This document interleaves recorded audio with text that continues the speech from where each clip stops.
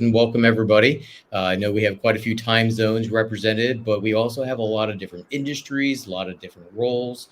And while a lot of this at the top says disc for sales, we all know that everybody has some manner or shape of sales in their day to day for the company, for their teams, etc.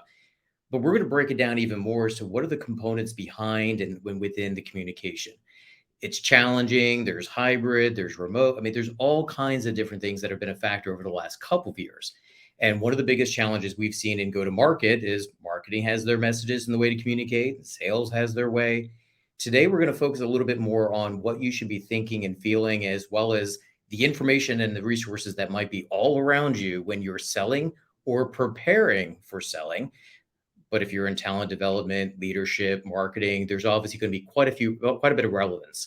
To make sure that you get the biggest bang for your buck here, I want to make certain that that interactive part means ask very situational based questions into the chat. This is going to be our way of giving you real time answers to the things you really want to know, as opposed to me spending 42 minutes just pumping you full of stuff that I think is important. I use this all day, every day, personally and professionally, and have for more than a decade. And I see a couple familiar names in the crowd here. Those people have been using this in their selling or for their sales teams for years, having worked with them in the past. So if you are familiar with DISC, please share because others might have some questions. But as far as the format, I recognize that there are going to be those regarding communication training or any kind of disc training. People are going to fall into one of three buckets. And I'd like for you to listen and admit to yourself which bucket are you probably in, so you'll have a little insight as to your best journey, your best learning path today, as well as moving forward. The first bucket are going to be, I've never had communication training. This disc thing is kind of new to me, but I'm hearing more about it and I think it could be important. Those curious learners, I applaud you, and please don't ever stop doing that in your career.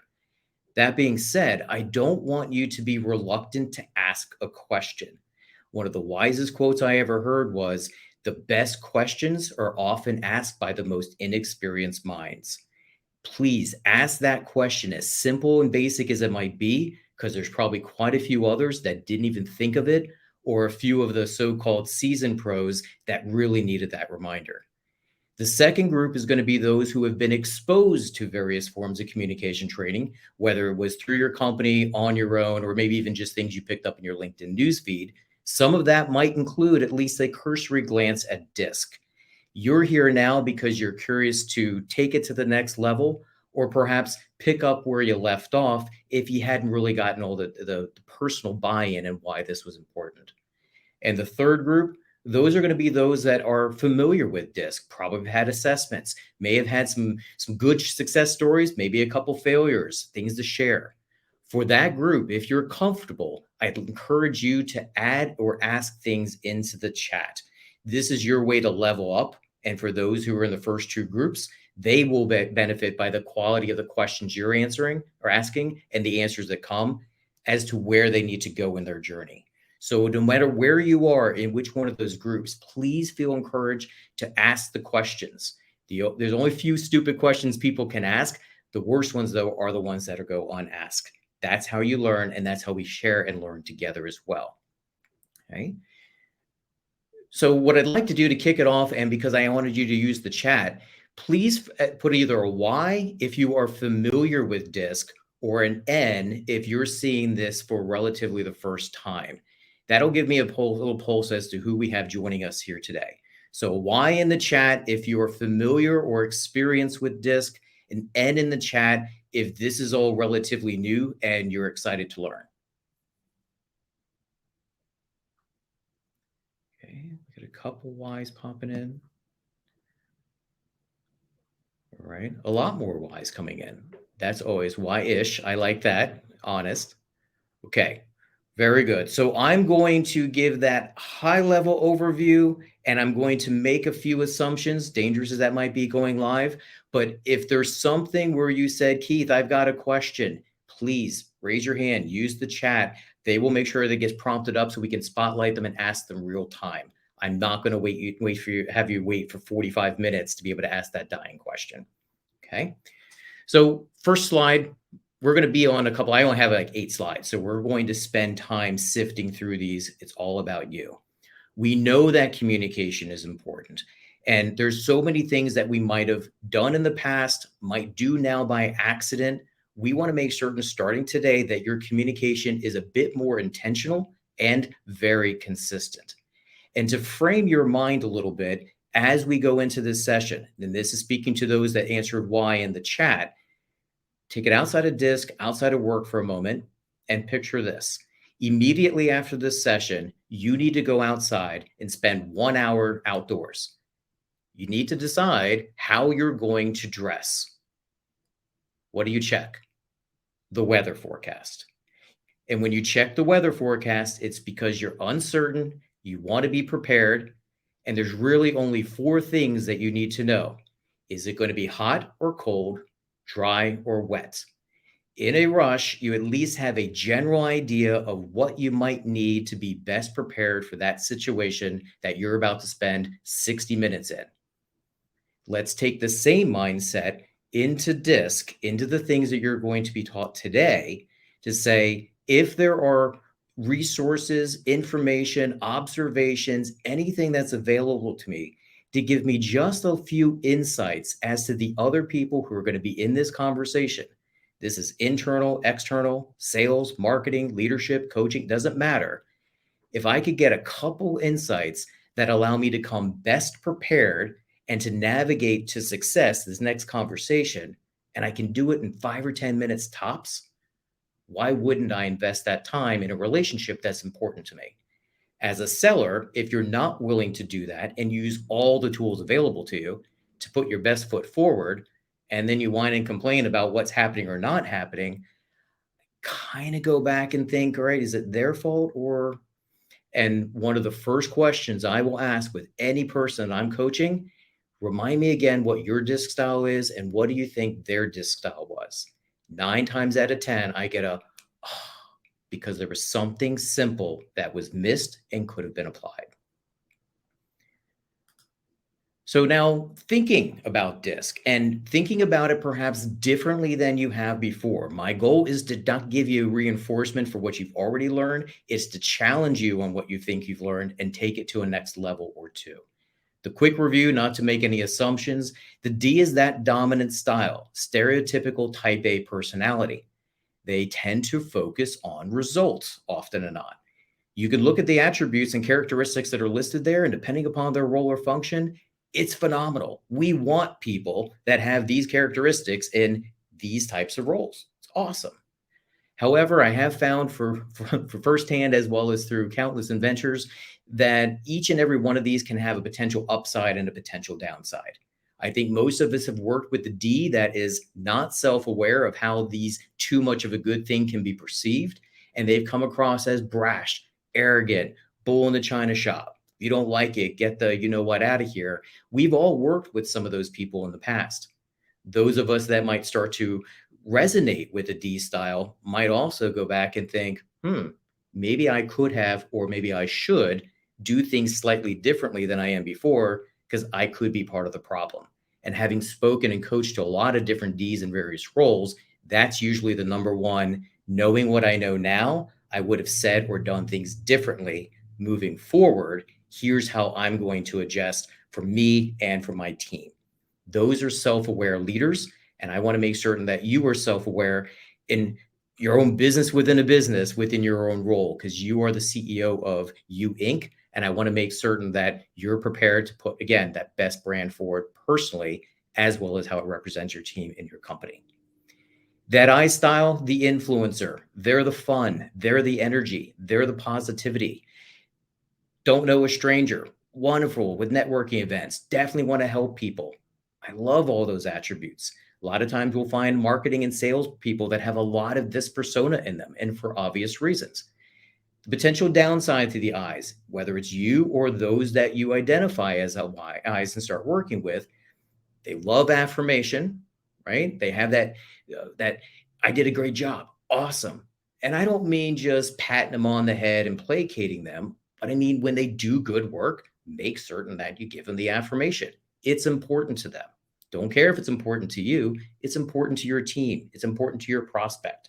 If they do a heavy work and a heavy lift on your behalf to progress the sale, make sure you're taking the time to give them that. The downside sometimes to the eyes is that affirmation can turn into a high need for approval.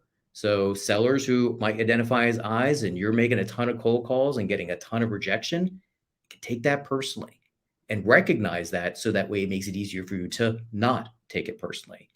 Another thing, eyes tend to have a little challenge with time. Having so much fun doing all the things, seeing the results, seeing the progress. Oops, look at that. We're almost out of time. And now they're rushing in the last 5 minutes to try to do all the things. So being mindful, whether it's you or whether it's working with someone you do identify as the I, you want to make certain that you're leaving enough time to say all the things, have the icebreaker, the chit chat, and all those little things, but still make sure that the work and the next steps get done. The S, the steady relator. I'm going to spend just a little bit more time here, and I'm going to encourage all of you who are selling in any capacity, as well as those who are marketing and supporting a sales team. The S's are going to help make or break many of your deals. And here's the reason why. They are the status quo. This is the way we've done it because it works, because we have that proven track record. The team likes it. The company likes it. Our clients like it. If it's not broken, don't fix it. If I don't think it's broken, I don't want you to pitch me with your solution that's going to create all this change. And so the number one challenge that the S's will face is they are change adverse. So if you're pumping with your message, hey, let me tell you about, show you all the different ways that our team has and can, and these other companies, it's going to seem like a fire hose because they would rather, in some cases, keep whatever it is they're using that's flawed or causing frustration because it's familiar and they found the workarounds, than entertain the idea of changing to a new product or solution, even if it could potentially help them and their team in so many ways, because it can very well turn into the, I know who's going to be responsible for the implementation, and I know what happened the last time we changed. Like all of those things are going to come by. By the way, these are the objections that they don't tell you that are happening. So if you know that each of these styles might be thinking and feeling certain things when a salesperson is approaching them, being aware of the characteristics and that it's an inner motivator that they may not even recognize, now the S becomes your ally as opposed to the person who can potentially be the curmudgeon and maybe ambush or delay the progress of a sale. The S's can also be a little too willing, meaning they might take on a little bit too much. If your champion, your advocate within the sale is an S style, and they're like, oh, no, give me all your stuff. I'll take it to the senior leadership team. I'll take it to the board. Experienced sellers right there, you know your odds just plummeted. But if you are letting them try to do too much on your behalf, you could potentially be setting them up for failure, but they just want to help you, help the team. They're excited, right? And being able to protect that champion is important. Those of you that make complaints about your gatekeepers are also S's in many, many instances. So recognizing change isn't always a bad thing as long as the change is something that they can get behind. And it's why the S's will either be your biggest challenge internally, or they will end up being some of your biggest advocates. And you want to make sure you know which senior leader is turning to that S for their little bit of their nod and their agree, or doing this silently behind the closed doors. And quick little anecdote, it'll give you some ideas for the S's. In the States, Memorial Day weekend's coming up. A lot of times people get together with family and friends. Most of us have that family member or that close friend is like family who volunteers to host the party or host the event at their house. And you think about, because we were all raised correctly, the common question we all ask, go ahead and say it out loud. What can I bring? What time can I be there? How can I help? The answer is invariably, oh, no. You just come, you be yourself. I'll take care of everything, right? We know how that convo goes. And then what's happening a day or two before? Oh my gosh, I have all this stuff, these people, how am I going to coordinate this, all the food, right? All the little details because they were too willing. They brought on too much. Be aware. Don't let yourself, your teammates, or your prospects inadvertently be that person, because then that's kind of dancing dangerously close to that martyr syndrome, and nobody benefits from that. Lastly, and certainly not least, is the C, compliant, conscientious. These are the critical thinkers, as I like to refer to them. Data, analytics, process. Those are the things that drive them. Those are the things that motivate them. Those are the things that they need to have, see, feel, and be able to touch during a sales process for them to be able to feel comfortable giving their vote and moving things across. And the reasons why we want to be able to, and this will be some of the next steps, please, I see the comments and the interactions, please, thank you very much. I want to make certain that you know how to best prepare for the types of people and the types of situations, just using some simple frameworks. Again, keeping it as simple as my earlier reference to the weather forecast. What are the basics that I need to know to set myself up for success for this next conversation? Because it's important to me and hopefully it's important to the other person. Now, figuring out how all of this is going to interact can sometimes be a little challenging.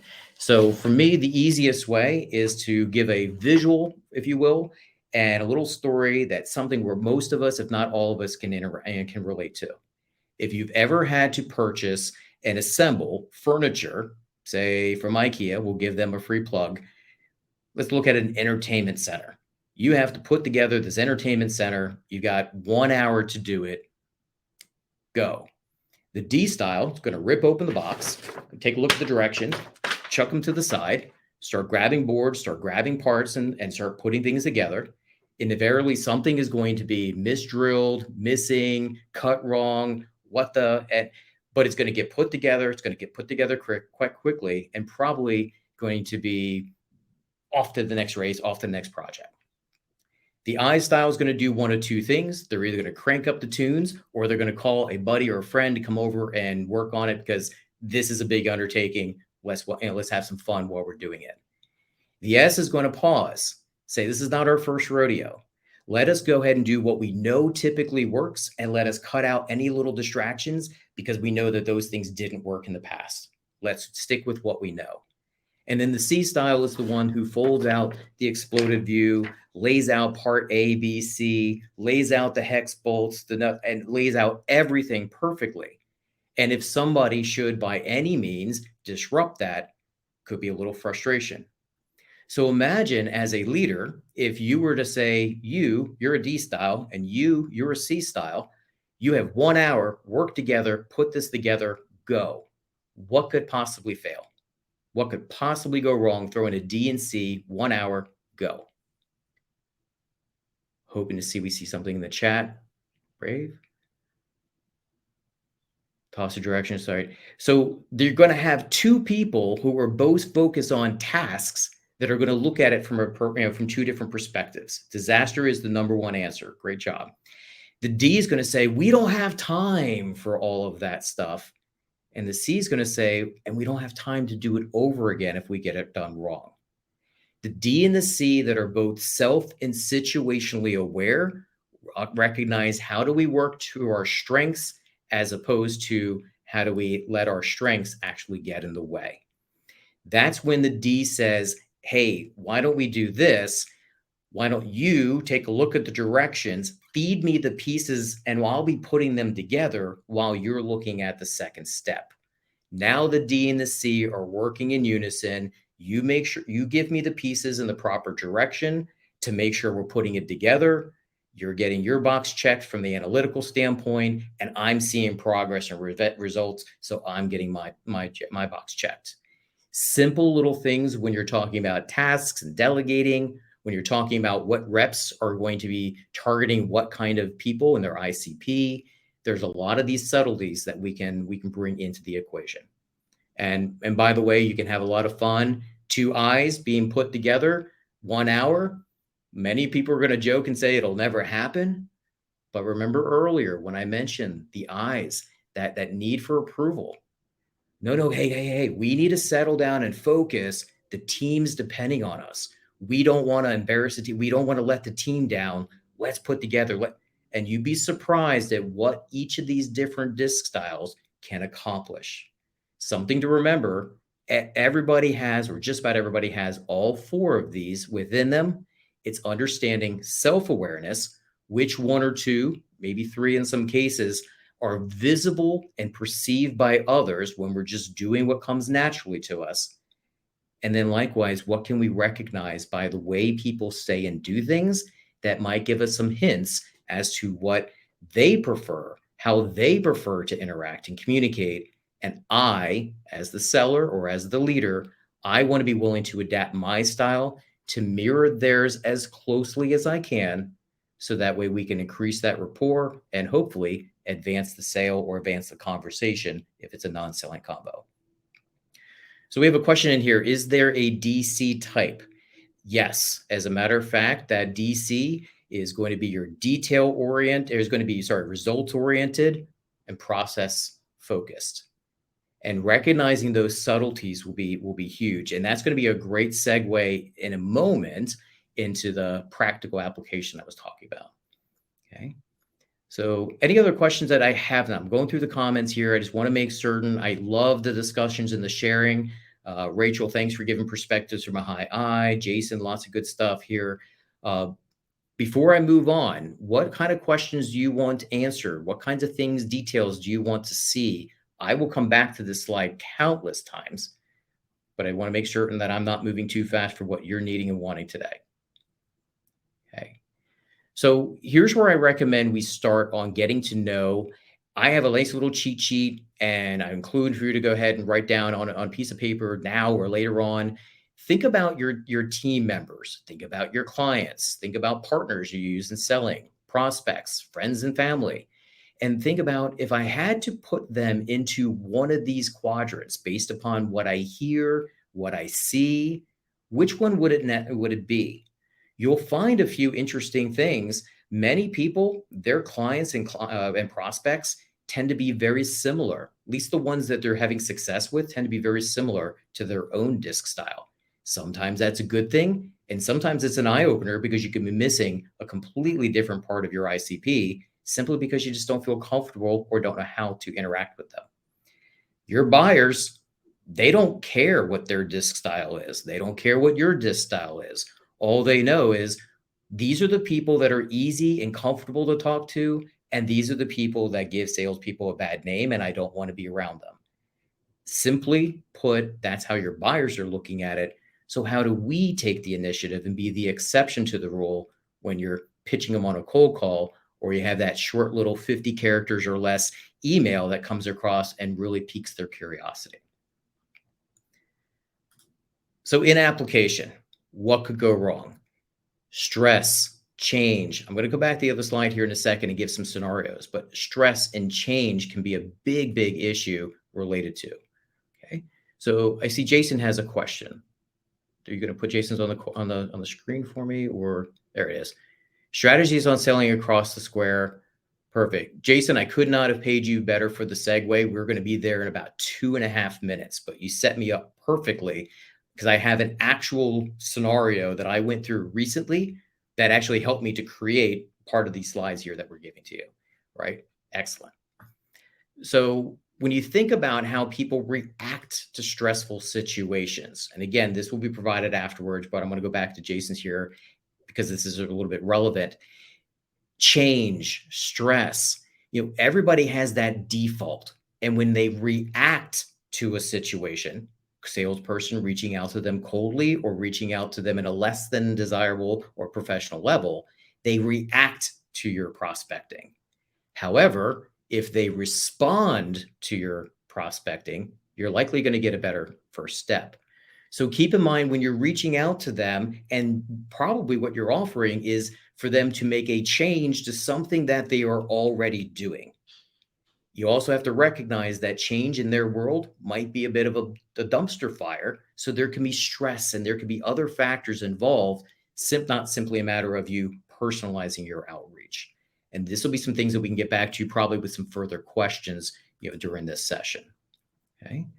So Jason brings up a question with regards to how do we navigate through all this? And I'm going to paint a picture, and picture the disc graphic that's up here right now, very similar to a Zoom meeting. And in this Zoom meeting that I'm about to describe to you, I had both a worst case scenario and a best case scenario. And Jason, this hits it exactly for you. So I had a quick introductory conversation with a senior seller who read something that I had posted, thought there could be some help in their organization, said, why don't we chat just to see if it makes sense to even start this process and bring anybody else from your leadership in? Don't want you to look like a fool. Jumped on very quickly. We hit a hot button, and the hot button actually involved an initiative that the HR VP was working on. Email, a calendar invite sent to the senior VP of HR and copying the person who connected us. It was going to be a slow, let's see how this goes and see when and where we build in other people from the C-suite. Within an hour, I looked at my email. I saw I had 4 people who were attending this meeting above and beyond the person who had initially started it. The CEO, the CFO, the VP of marketing, and then the senior VP of HR. I knew very little about the senior leader of HR. I knew absolutely nothing about the other ones. And I wanted to make certain that I'm using every bit of information that might be available to prep for this meeting, because my sales cycle might get much shorter, much more quickly. I'm not going to screw up this opportunity. I know from experience, plus things that I've read, plus attributes I've observed from what's on the screen in front of you, that if I had to shoot the dart and one little thing with my eyes closed, the CEO probably is a D, thinking what are the results, what's going to be the impact. They're probably thinking along those lines. Could be other factors. The marketing person probably has a lot of the I in them. The HR, very quickly, all they talked about was the team and benefits to the team. So I recognize they probably have a lot of that S, because the S's love to take care of what's in the best interest of the team. And then the CFO, if I had to guess, I'd say that person was probably the analytical data forecasting, et cetera, from the CFO standpoint. So already I know a little bit more about these complete strangers and how I might jump into this conversation when they pop up in the Zoom screen, very similar to what the graphic looks like to you now. How might I be able to spur the moment, prepared, and speak to them?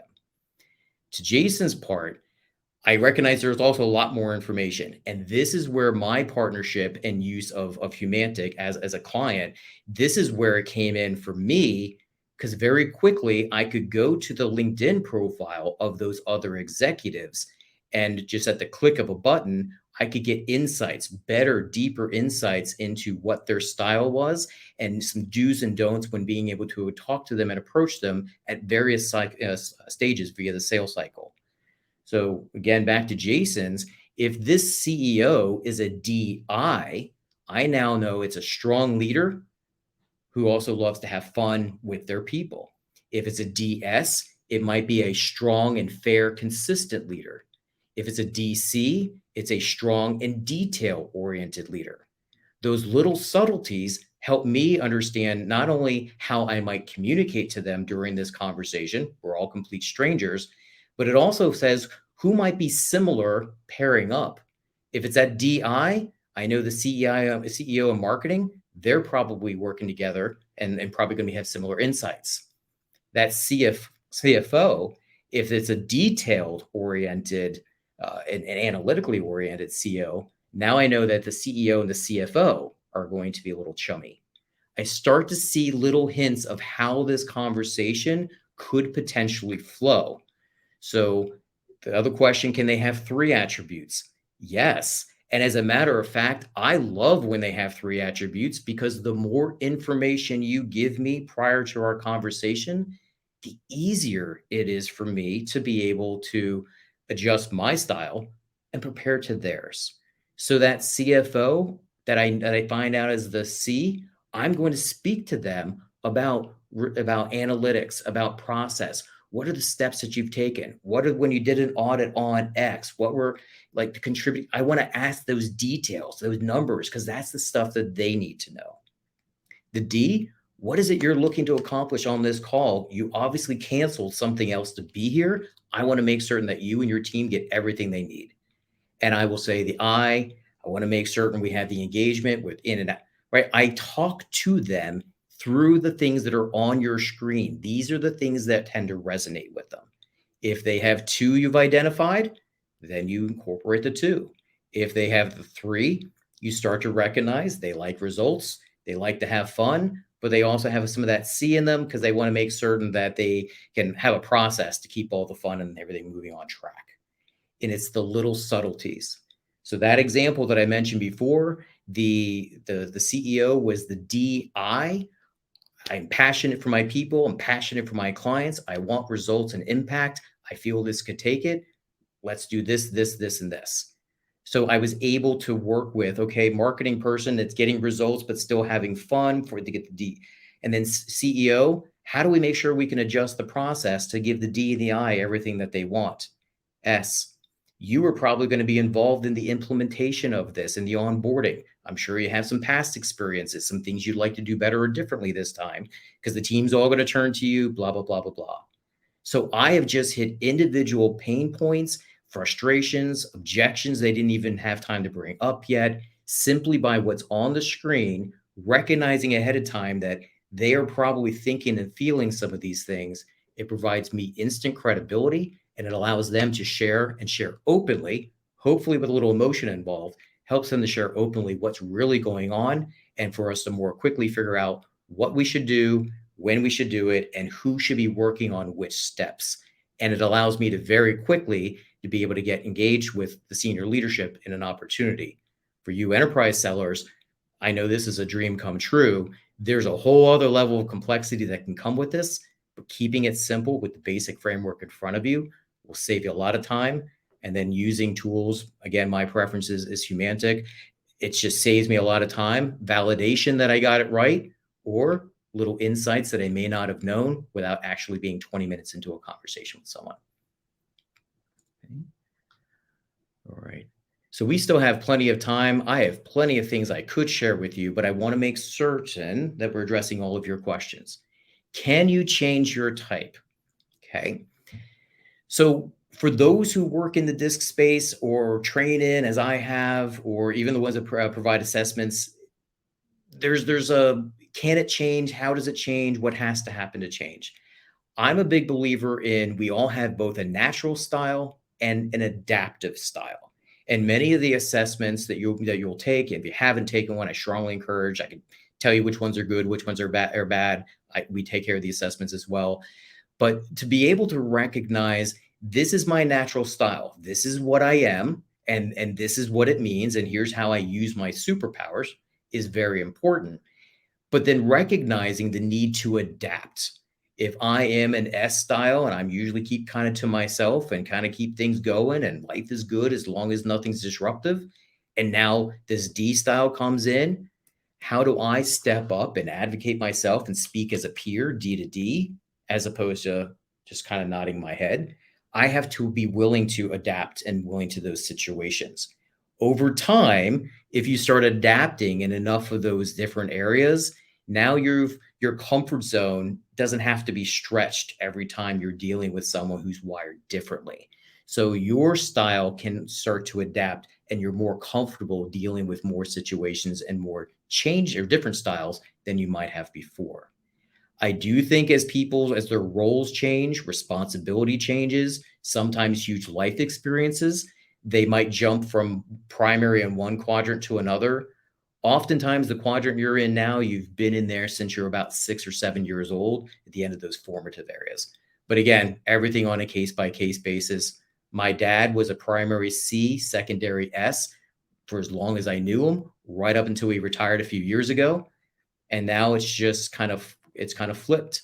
It's life is simpler. It's about family, about keeping things going and just enjoying it and not making anything more challenging than it needs to.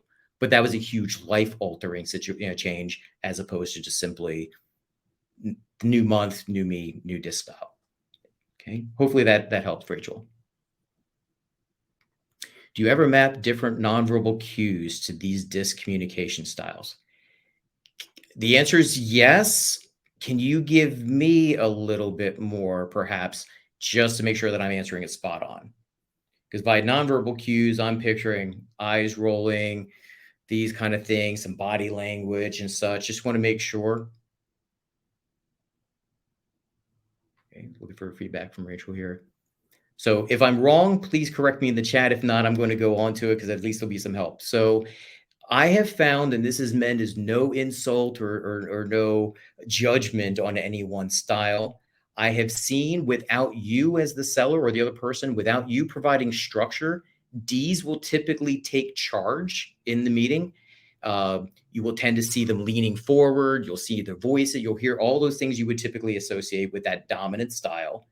The S's tend to be the ones that nod and agree a lot more, don't necessarily feel comfortable bringing something up that could be confrontational or maybe ruffle feathers a little bit. So I do tend to look for those. D's and I's will tend to be more animated, both in their choice as well as in their motions. The S's and the C's will tend to be a little bit more reserved.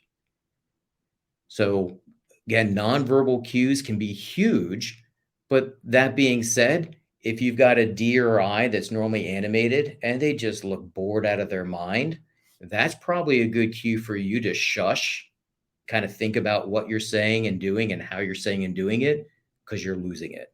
If the D's and I's are counting the ceiling tiles, you're doing something wrong, no matter how great your product or your service is. Okay. Where do you recommend people go to take a DISC self-assessment? Well, I personally recommend they come to me because it is a service we provide with all of our clients. You want me to fix something in the team, work something with, I want to know what I'm working with. I want to find the dynamics. If you're having hiring issues, DISC can help both internally and externally. People tend to hire the people that are similar in their DISC style. Could be a good thing, could be a bad thing. If you're talking about sales and marketing, go to market strategy. We assess everybody. I want to know, do you have only D's writing your content, but your ICP are mostly S's and C's, it's going to fall flat. We use it for every aspect of what we're doing. Okay. Is there a good opener question that helps reveal DISC quickly? That is a great combo. And I'm going to answer it, but I also might suggest the folks at Humantic. I know they have some great data on their own response rates broken down by different categories and such. So if that study, I saw it on a LinkedIn post recently, if that's available and you can put it in the chat, I think Jared and others would love it. I think the biggest thing is going to be just recognizing what resonates with each of these styles. If you have a D style, the fewer words you can say, kindly get to the point as quickly as possible and make it as relevant to them. So hey, Jared, how are you doing today? I'm hoping I could get 5 minutes. That D is going to click. The I might just say, hey, I love the energy. Let me at least hear him out for his 30, 60 seconds. The S's, depending upon how their day's going, the S's might be like, oh, this just sounds like every other bad excuse for, right? So I think understanding what's going to resonate. There's a lot of things out there with regards to cold calls and personalizing cold emails. Sam McKenna likes to do a show me that you know me. Give some added detail that says this is an analytical person and they're probably going to care about data, analytics, process, metrics. So even though jargon can get tricky, if you know that those are the words and the terms and the things that care about them pertaining to your solution, you want to make certain that as best as possible that you can include that in your openers. And again, there are multiple products out there. Humantic is one with regards to personalization that will help you fine tune it. So Jared, to your point, I have this email, I want to send it, but I want to personalize it by style. One click, you'll be able to get some insights that allow you to tailor it so it's more apt to be open or responded to by a D, I, S, or C. But I think it can be a case to case, if you will, as to far as there is no silver bullet. If anyone finds it, please let me know. Okay. I'm looking into the thing. Mastery of these personas will be knowing how to change your style given the audience. Absolutely. If you could literally be a professional chameleon to say, I don't care which one, this combo of these styles you are, if I know what the style is or I know what I'm looking for, whoosh, I can be a master of disguise and I can adapt my behavior and my communication style to as closely as possible match or mirror that of theirs. It needs to be genuine, folks. And the only way it can be genuine is if you practice it, just giving you a hint, and then practice it some more. If it's done genuinely, your bonding rapport goes up drastically. If it's not, and you're just trying to do this thing you learn quickly on Keith's class, and you kind of half-ass it without practicing it, it might sound like some kind of shady sales ploy.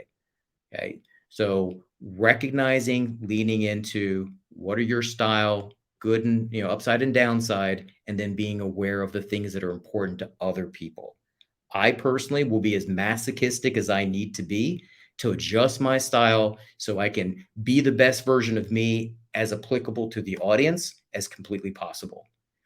And going back to the earlier thing on the weather forecast, they're not always completely accurate, but they're usually close enough that if you know what key things you're looking for, you'll be in good shape and you'll be able to adjust. Okay. Would you say S is more empathetic? All right. So I see Jody's pop up. I saw Angie's pop up here. Yes, I would say firsthand and secondhand experience, again, doing this for more than a decade, S's tend to naturally be the most empathetic.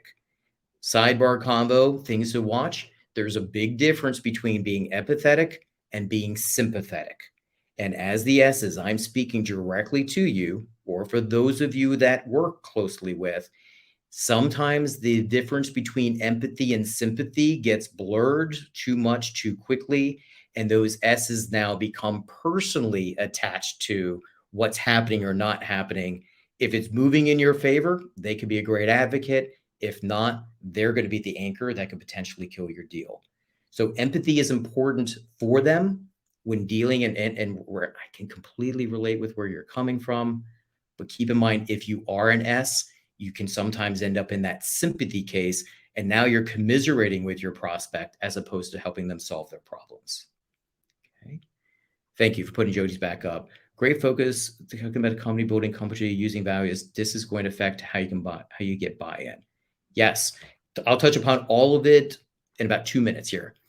So I've had clients that I've worked with in the past where as they're evaluating, we want to make our team better, give them all the tools and resources they need. But we also want to go ahead and figure out if we need to make some adjustments in our role alignment, make some adjustments on who's working with what types of clients, what kind of people we're hiring or might need to hire. And we had 2 leaders in that company, and both of them were responsible for hiring quite a few people within the organization. What was interesting is one was rooted in the S quadrant and one was rooted in the C quadrant. Every person that the S person hired was an S. Every person the C person hired was a C. And the 2 leaders were asking, is this a good thing? Is this a bad thing? Do we not have enough representation? Should we have a nice even disbursement of all 4 different styles, just in cases? And there were so many different things, and it comes into a personal, what do you have? Is it working? Could it work better? And who might be involved? So when it comes to culture, if you want to do beer pong and ping pong tables at 4 or 5 o'clock every Friday, you might have some D's and I's that think that's fun. It's energy, it's burning, it's all kinds of fun with my peers. You might have some of the C's and S's who are like, no, I'm good. Or they might just be there quietly observing and watching and enjoying with their teammates, but not actively participating. So if you have a leader who isn't self-aware and says, guess what we're going to do to build culture, without considering the complete makeup of everybody on your team, that could be a very expensive decision that falls completely flat. And then you don't know, oh, and I've seen this, those ungrateful people, we did and spent all this money just for them. And then come to find out afterwards, the team's like, I would just rather get out 2 hours early so I could spend time with my family and get a little bonus. And recognizing, even as it came to motivations and spiffs, a lot of times they were not aligned with the motivations of their teams. Okay.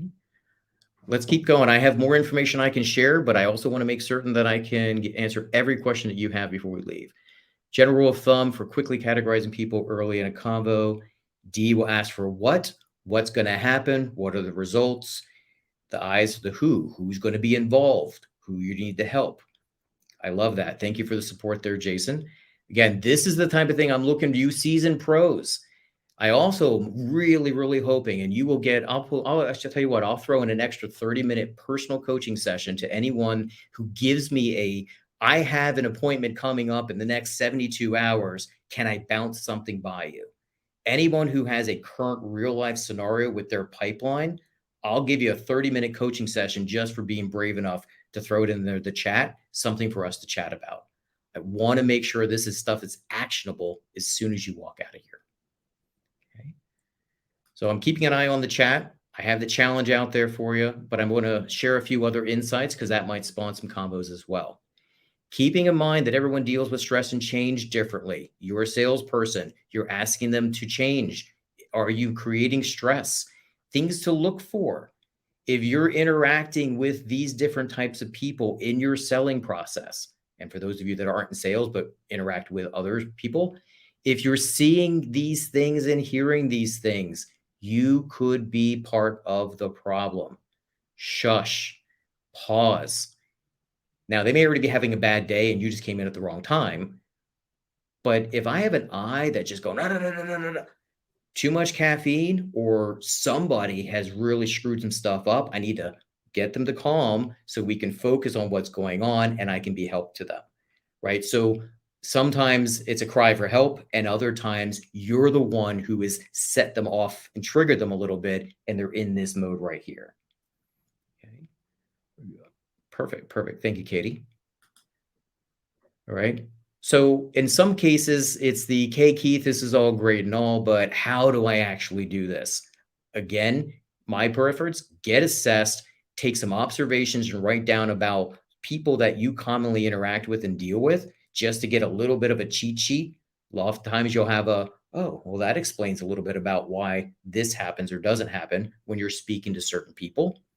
I've had sellers that are like, oh, I love selling to these kind of people, but these, oh, right? And sometimes it's something as simple as you love selling to people who have a similar disc style, and those who don't have a similar disc style, it's not, you have to do the work, but you don't necessarily know what work needs to be done until you have some exposure to something like this. My goal at the very minimum is, now that you know this exists and things like this can happen and they're not too painful or too difficult, that you're not going to be able to unhear it as a result. Okay, beautiful. Thank you for the cheat sheets and such in the chat. I appreciate that. And one thing I will throw out, and again, I don't sell anything. You want to buy, you want to have a conversation or something, great, we can have that combo. But for those of you that are looking to get self-assessed, if it comes for free with regards to disc assessments, you typically get what you pay for. It's better than having nothing, but it may not be enough to do the type of things that you want to do.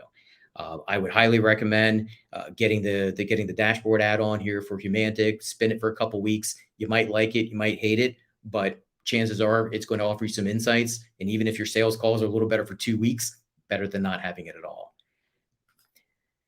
So how to adapt? Unfortunately, we have more ways that we might have to consider adapting than ever before, due to everything that's been going on with the push towards more people working virtually, using video calls and such. But at the same time, thanks, Jason. I have not found someone who's gotten a free test and been thrilled with it yet, to Jason's point. But at the same time, something is better than nothing in most cases. Happy to have that combo for you or your team to make sure you at least get a good site or good assessment, even if it's not with me. So adapting, straight and to the point. If you're with a D, the I, you have to make certain that you sound like a human or a person that they could enjoy hanging out with. However that matters, whether it's hanging out personally, hanging out professionally, it's important.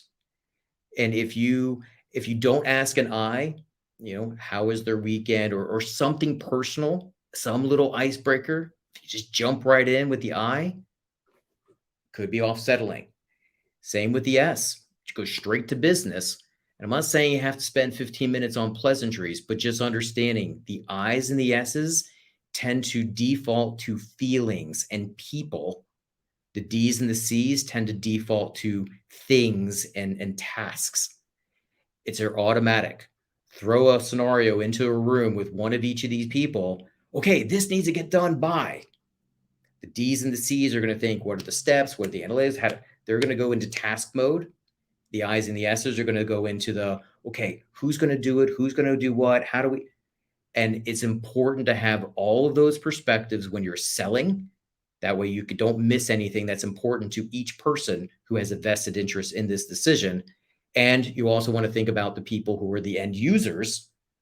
The D's and the C's could make a whole lot of decisions, and it sounds great. It sounds like you're going to get the sale. You don't ask anything about the others who are going to be using your product. And there's a whole bunch of S's and I's in that category. And you wonder why 30 days later, 60 days later, they decide that they're going to move on or they're not going to continue. It's because the D's and C's like it from the task and the intellectual part, but the S's and the I's you never talked about that hate the product, hate the onboarding, hate the implementation, they were never considered. There's a lot of these different elements that are involved. And I think being able to keep in mind what's appropriate when I'm interacting with them in personally, virtually, on the phone, emails. Again, Humantic has some great insights with regards to personalization by disc style.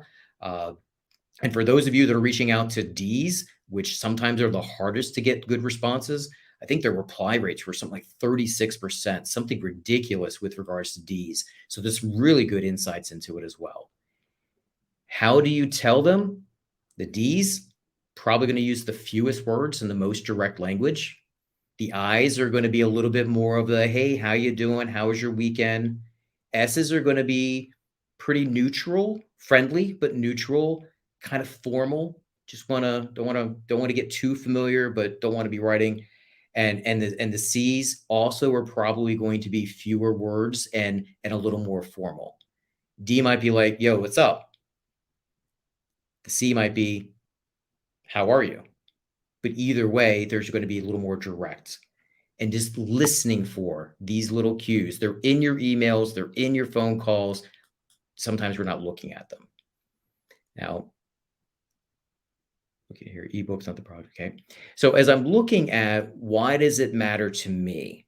And for those of you who aren't necessarily in a sales role or rely upon others on your team, well, so you're working with marketing, you're working with RevOps, you're working with sales enablement.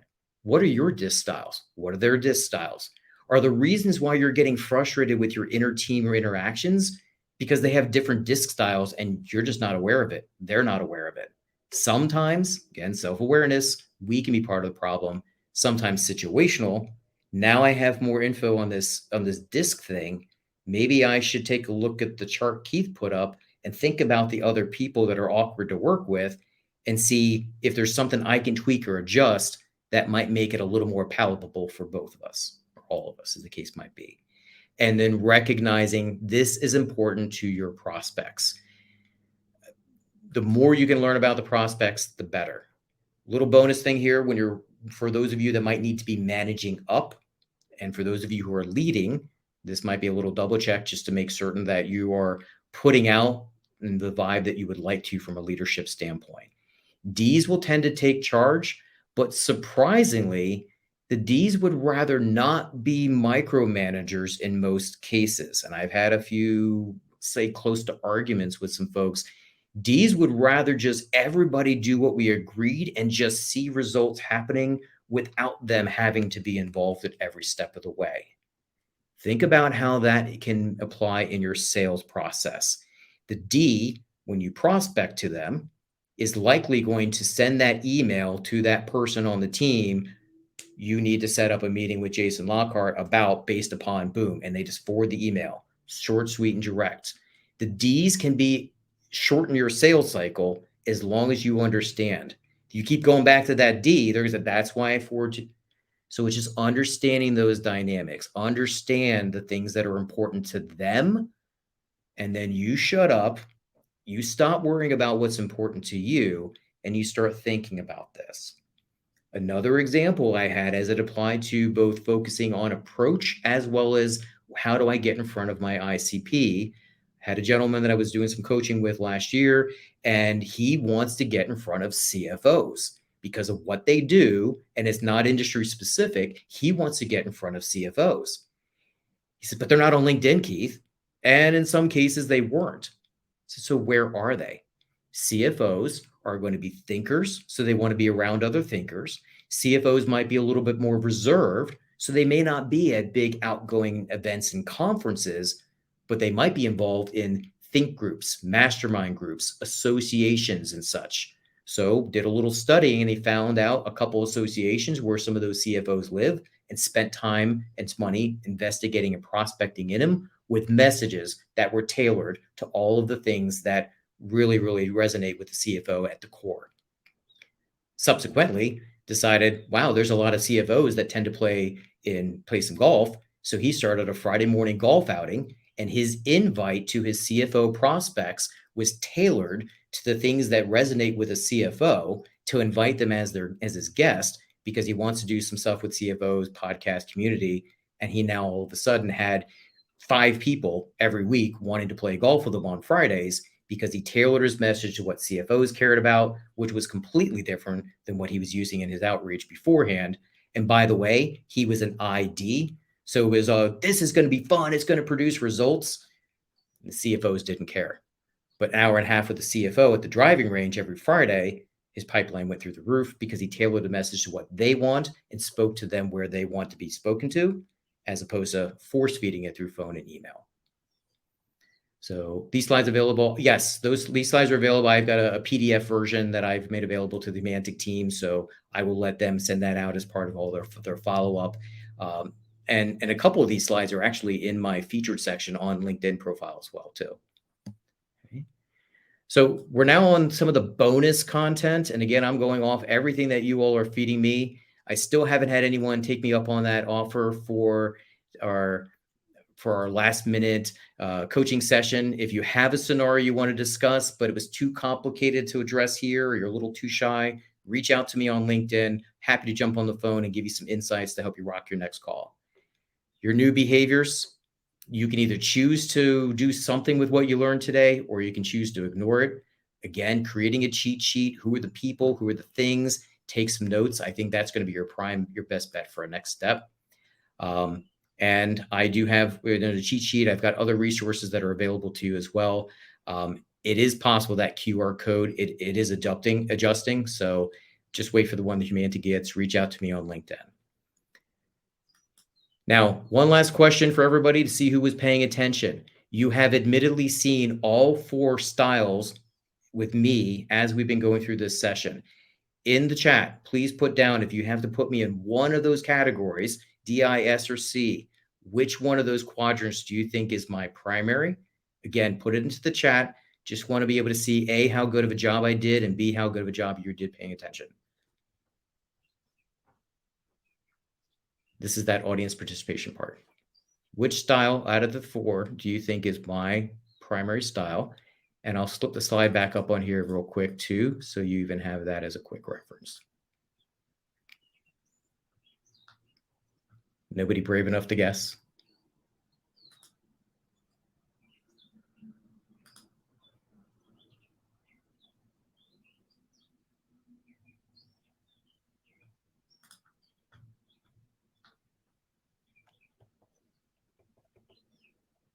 Got a couple. I, S, S. All right, so we are up at the window, so I'm going to, nobody's gotten it right.